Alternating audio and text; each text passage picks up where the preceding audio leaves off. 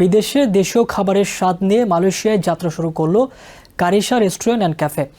সোমবার কুয়ালালামপুরের পর্যটন এলাকা বুকিত বিনতাংয়ে ফিতা কেটে এর আনুষ্ঠানিক উদ্বোধন করেন রেস্টুরেন্টের স্বত্বাধিকারী কুমিল্লা প্রবাসী ও মালয়েশিয়ার বিশিষ্ট ব্যবসায়ী দাতো শ্রী সেলিম জালাল এবং তার সহধর্মিণী নুরুল আনিস বিনতি ইব্রাহিম।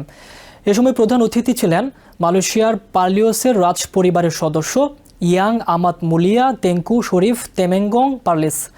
আর উপস্থিত ছিলেন Dato Sri Sabaruddin, Dato Sri Lim ও দাতো শ্রী কে। এছাড়া অনুষ্ঠানে প্রবাসী বাংলাদেশি ব্যবসায়ী, সামাজিক ও সাংস্কৃতিক সংগঠনের নেতৃবৃন্দ, সাংবাদিক সহ বিভিন্ন শ্রেণী পেশার অতিথিরা উপস্থিত ছিলেন। পরে অতিথিদের নিয়ে কেক কাটা ও শুভেচ্ছা বিনিময় করা হয়।